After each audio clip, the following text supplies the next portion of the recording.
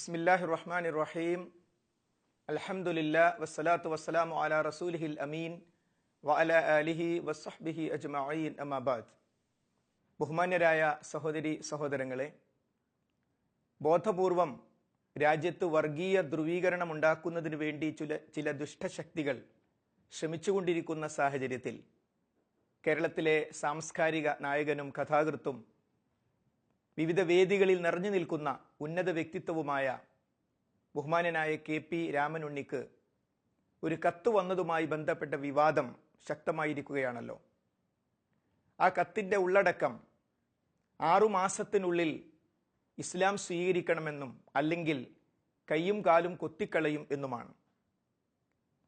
ആ കത്തെഴുതിയത് ആരാണ്, ഏതു മതക്കാരനാണ്, ഇതെല്ലാം നമ്മുടെ ആഭ്യന്തര വകുപ്പ് അന്വേഷിച്ച് കണ്ടെത്തേണ്ടതാണ്. അത് ഈ രാജ്യത്തിൻ്റെ ആവശ്യവുമാണ്. ഇസ്ലാമിലേക്ക് ക്ഷണിച്ചുകൊണ്ട് അല്ലെങ്കിൽ ഇസ്ലാം ആകണമെന്ന് ആവശ്യപ്പെട്ടുകൊണ്ടുള്ള ഒരു കത്തായതുകൊണ്ട് തന്നെ ഇവിഷയത്തിൽ ഇസ്ലാമിൻ്റെ നിലപാട് എന്താണ്?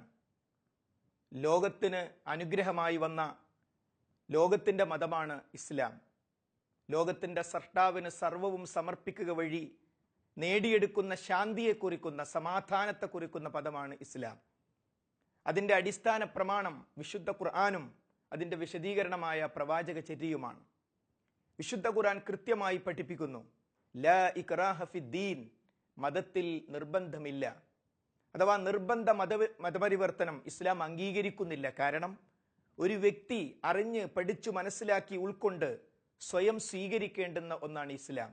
മറ്റൊരാൾ നിർബന്ധിച്ച് മതം മാറ്റുക എന്നത് ഇസ്ലാം ഒരു തരത്തിലും അംഗീകരിക്കുന്നില്ല. മഹാനായ 2ാം ഖലീഫ ഉമർ ബിൻ ഖത്താബ് റളിയല്ലാഹു അൻഹു തൻ്റെ ദൗത്യത്തിൻ്റെ ഭാഗമായി പരിശുദ്ധ ഇസ്ലാമിനെ ഒരു സ്ത്രീക്ക് പരിചയപ്പെടുത്തി. അദ്ദേഹം പിന്നീട് പറയുകയാണ്, ഞാൻ ആ സ്ത്രീയെ നിർബന്ധിച്ചു പോയോ? അള്ളാഹുവേ, എനിക്ക് പുറത്തു തരണമേ അങ്ങനെ വന്നുപോയിട്ടുണ്ടെങ്കിൽ.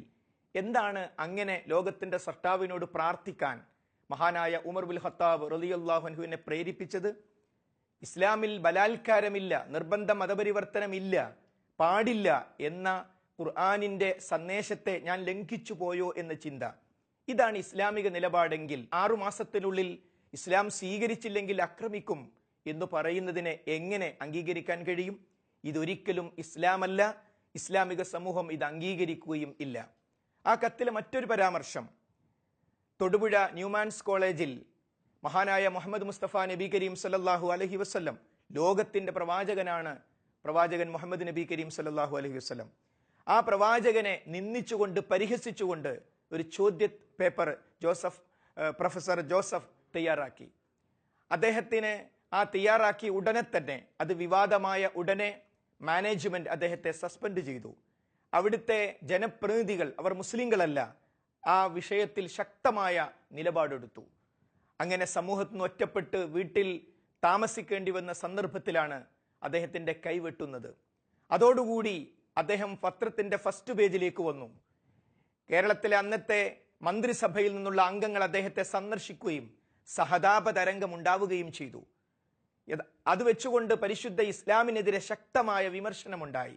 യഥാർത്ഥത്തിൽ അദ്ദേഹത്തിൻ്റെ കൈവെട്ടിയതിനെ കുറിച്ചുള്ള ഇസ്ലാമിക നിലപാട് എന്താണ്? അദ്ദേഹം ജീവിച്ചിരുന്നത് സൗദി അറേബ്യയിലാണെന്ന് കരുതുക.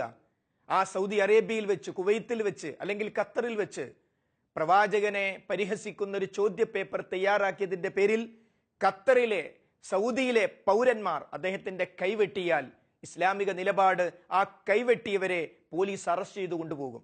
അവർ ചെയ്ത തെറ്റെന്ത്? സമൂഹത്തിൽ കുഴപ്പമുണ്ടാക്കി. പോലീസും കോടതിയും ഇടപെടേണ്ട വിഷയം പൗരന്മാർ കയ്യിലെടുക്കുക.